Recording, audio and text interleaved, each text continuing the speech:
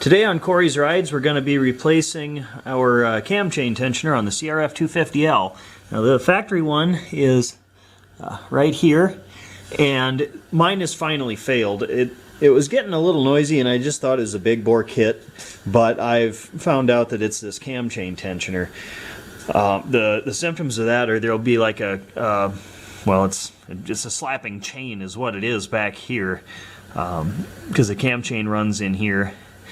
And this automatic factory one is no longer keeping tension on the slide that chain rides on down into the bottom of the engine. Now if you want to see what that looks like all torn apart, check out my big bore installation kit on this bike, and I show tearing down the engine and how all that stuff works. But what we're going to replace it with is this one here, and I'll put a picture of this card up at the end of the video too, so you know where to get it. But this is the replacement. This is a manual cam chain tensioner. So how the factory one works is there's a spring inside here, and it's all wound up, and as it unwinds, it pushes out on a little plunger which holds that chain slide up against the cam chain, so if there's any wear or whatever, it just keeps steady tension on it. But that spring has failed. So what this one does is it manually puts tension onto that cam chain, and honestly there shouldn't really be a whole lot of wear. I mean, this is like a once every maybe 10,000 miles, 20,000 mile service interval on this. If there's a lot of adjustment that you're doing, you're probably destroying your engine. And it's actually kind of easy to destroy an engine with one of these if you don't know what you're doing. But the Krieger cam chain tensioners, which is who I got this from, Mark Krieger, he gives pretty good instructions on how to avoid doing that to your engine. With this engine, I just want to warn you guys, because if you're an inexperienced mechanic, you just better not do this. These cams up here just ride in aluminum in the cylinder head, so if you tighten a manual cam chain tensioner too much, what it'll do is it'll pull these cams down into the head really hard.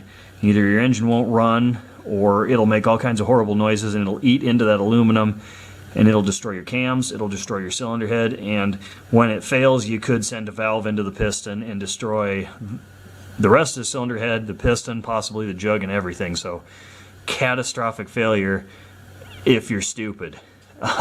So fair warning, just so you know. But follow the directions on the sheet, think a little bit as you're doing these sort of things, and it's absolutely fine. Now, to kind of calm you down a little bit, most old Japanese bikes from the 60s, 70s, 80s, and even a lot of them from the 90s had manual cam chain tensioners on them. Just about everything from Japan in the 70s and 80s did, so it's no big deal, really. So we're going to go ahead and put that on the bike. So first, what I need to do is I'm going to take a couple of things out of the way here so that you can see what I'm doing a little better.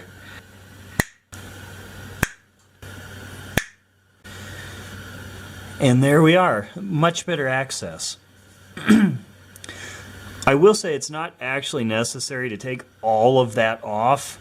If you're doing this yourself, probably the only thing you'll actually need to take loose are these two bolts here that take the clutch cable off to give you better access to this, but you really don't need to take any of that off. If you do take this off, you might want to make sure the bike's actually in neutral before you do it, but that's not so hard to get because later on we do run the engine. So we have access to it. Now we need to go to the other side so we can roll this over to top dead center. Chances are yours probably doesn't look like this. I put these anodized ones on mine because I wanted them to be easier to remove in the future. So if you've got factory ones that just have a slot in them,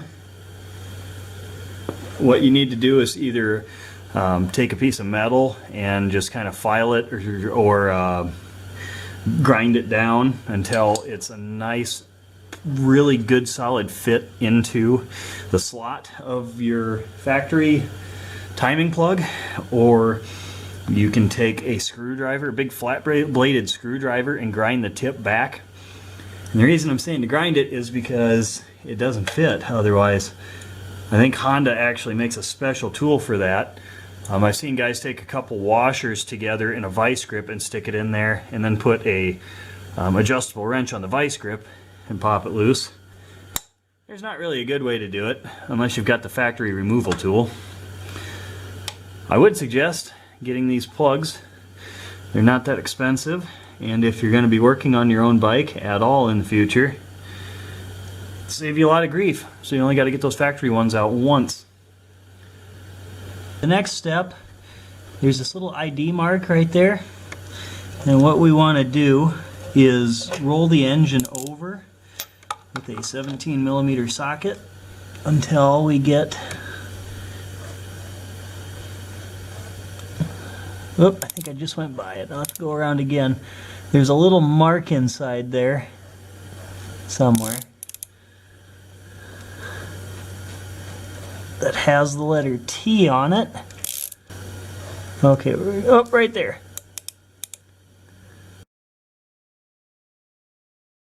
Now we're ready to take the factory tensioner off, which it's just these two bolts right here.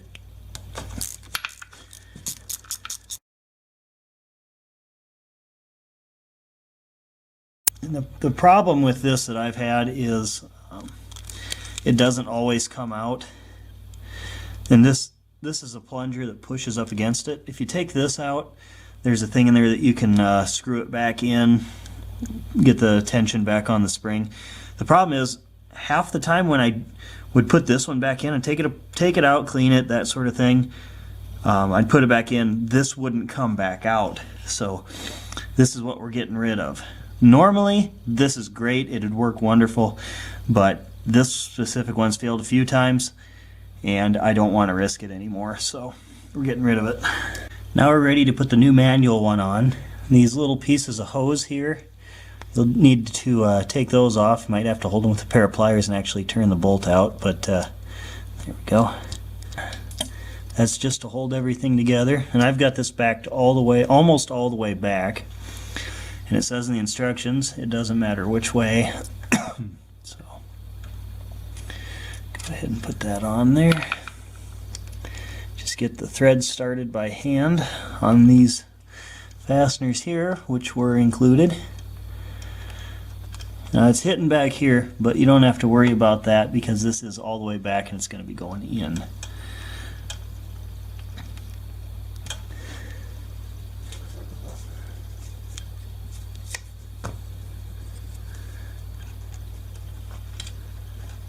Grab an Allen wrench and just barely tighten them so I can get them both the same. Now you can put a drop of blue Loctite on those if you want. I don't think I need to. Now if you want to get really picky, you can put some sort of gasket sealant on there. That's actually suggested in the directions, but from the looks of the gasket, it's a factory Honda gasket. So I think it'll be fine without it. We'll see. Next, you're going to torque these down in inch pounds. And there's a big difference between foot pounds and between inch pounds. So we're doing inch pounds. So we're going to set that to 72 inch pounds. If you do the 72 foot pounds, you're going to break something.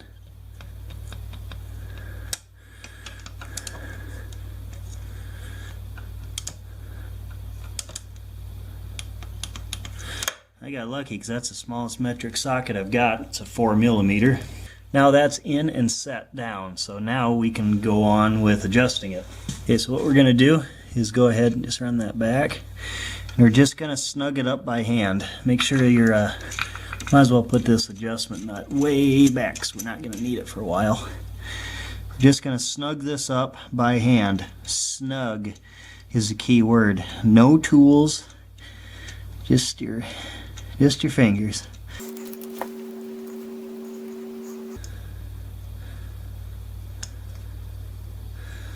There we go, we're getting some good tension there. Okay.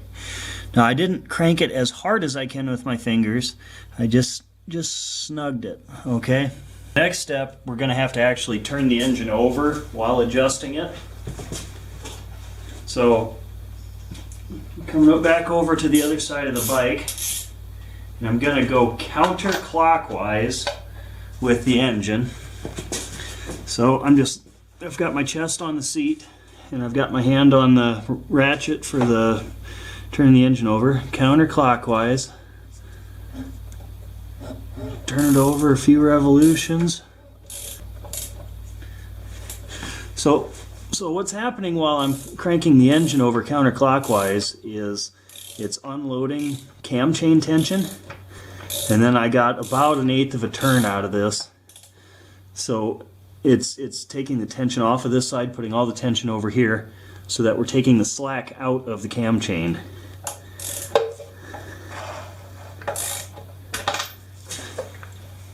So roll that engine over maybe 3 or 4 turns while just keeping tension on here. Try and take that slack out. A warning, do not do that with the starter. If you do that with the starter, you could jump timing, send valves into pistons, bad stuff, okay? Do that by hand. All right, at this point, what we need to do is back it off between 1/4 and 3/8 of a turn. So, easiest way is the flats here. There's 1/4. So just like that. And then 3/8 of a turn would be, well, I did have a flat on that nut like this, and I went just from 12 o'clock to 9 o'clock. If you wanted to do 3/8 of a turn, this flat here that's like that would be flat level on the top, about. But just back it off like 1/4 of a turn, maybe just a hair more to be on the safe side. I'll just do 3/8 of a turn just to be safe.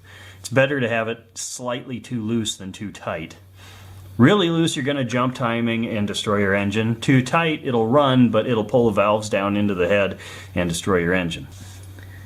Now what we'll do is run that flange nut down, and then we're going to hold it back here, and then we'll tighten that up. Alright, so we'll put a 13 on there. We'll put a 13 on here. And try not to move it as you tighten it. That's the whole point of holding it with 2 wrenches. There we go. So that is the cam chain tensioner installed. Now there is a little bit of fine-tuning you can do with this while it's running, or if you have a little bit of ticking while your engine is fully warmed up. Key there is fully warmed up. So in order to do that, I'm going to need to, well, first I'm going to need to charge the battery, but that's a lack of maintenance on my part. I'm also going to need to reassemble it, so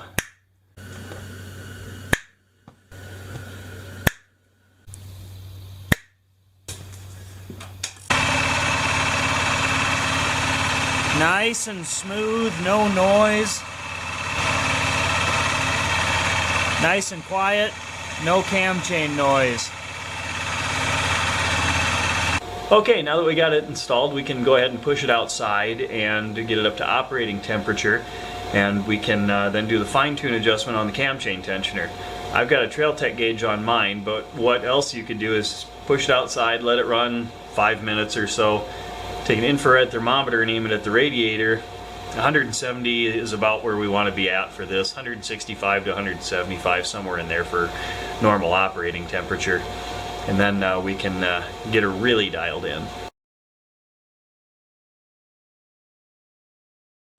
Okay, I just did the fine-tune adjustment for this. It's really not worth showing you because it's very simple. The first thing is you got to have the bike up to temp. So You need to have this pretty close, doing it with the bike off like I showed in the previous steps, but then you get the bike up to operating temperature, nice and warm, and then you back this out, you undo your lock nut, back this out until you hear a little bit of cam chain noise, and then turn it back in until that cam chain noise goes away, and then you do it a second time, you back it back out until you get a little bit of cam chain noise, and then you turn it back in about 1/8 of a turn or less, and then we're going to go ahead and put a wrench on the back and then tighten that locking nut back up. So one trick you can do to see if you've got cam chain noise, you can buy a mechanic's stethoscope. They're usually about $10 on eBay, or you can use a screwdriver. So what you do is you just take the tip of the screwdriver, put it up against the engine right here on the casting of the cylinder head where the cam chain tensioner mounts, and just let's get that camera angle a little better, and just put your ear to it just like that. Press it against your ear, and then you'll be able to hear internal engine noise from that. Because your ear works by vibrating bones, you're just transferring the vibration of the engine through the screwdriver to your skull. So, or pick up a $10 mechanic's stethoscope. You've probably already got one of these though. So that's a trick for hearing that vibration, and that's how you fine-tune, adjust it while it's running. So the reason I did this to my bike was because mine sounded like a paint can, like a spray paint can you're shaking around, and had like a rattle like that. That's the closest thing I can think of that everybody would know, that kind of sound, that tinny clank clank clank clank sound of a spray paint can. I don't have that now. The cam chain is quiet, so it's a cheap fix. It won't fail because it's one bolt and a nut, versus all the spring-loaded contraptions a Honda one has, and those Honda ones for this engine are known to fail. So I think it's a better way to do it. I like it. It's a nice product, easy to install. If you have some mechanical ability, you should be able to do this if you follow the instructions. So there it is. I'll put up the information on where you can get one at the end of the video, and make sure you're subscribed, keep watching, come up with more tech tips and stuff for you.